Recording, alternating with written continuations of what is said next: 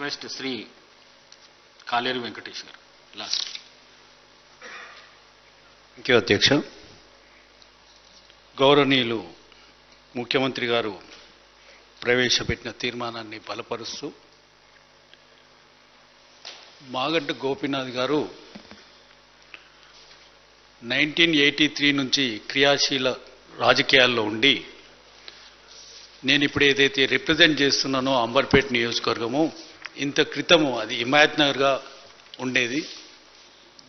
నియోజకవర్గాన్ని నుండి ఎన్నోసార్లు ఎమ్మెల్యేగా ప్రాతినిధ్యం వహించాలని తెలుగుదేశం నుంచి కోరుకున్నప్పటికీ అతనికి 2014లోనే ఆపర్చునిటీ రావడం, 3 సార్లు గెలవడం చాలా గర్వకారణం.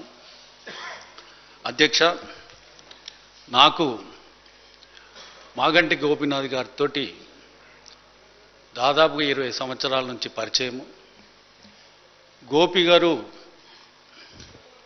తెలుగుదేశంలో చాలా యాక్టివ్గా ఉండి సిటీ అధ్యక్షునిగా ఉన్నప్పుడు పరిటాల రవి చనిపోయిన రోజు హైదరాబాదులో తెలుగుదేశం కార్యకర్తల మీద, లీడర్ల మీద ఒక 30-40 కేసులు రిజిస్టర్ కావడం జరిగింది అధ్యక్ష.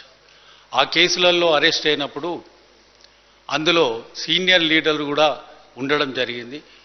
నేను తెలుగుదేశం పార్టీకి అడ్వకేట్గా పనిచేసి అందులో ఆ 30 కేసులను కూడా ట్రయల్ చేసి అక్విటల్ చేయడం జరిగింది. ఆ సందర్భం నుంచి మాగంటి గోపీనాథ్ గారు నేను బాగా సార్లు కలవడము.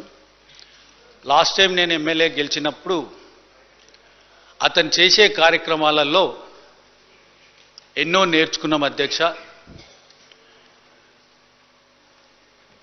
గవర్నమెంట్ ఇచ్చే కళ్యాణ లక్ష్మి, షాదీ ముబారక్ ఈ స్కీమ్లలో అతను 200 మందికి ఇచ్చినా 300 మందికి ఇచ్చినా ఆడపడుచులను అందరినీ పిలిచి వాళ్ళకు ఒక పట్టు చీర పెట్టి భోజనం పెట్టి వాళ్ళను చాలా అభిమానంగా చూసుకునే వ్యక్తి.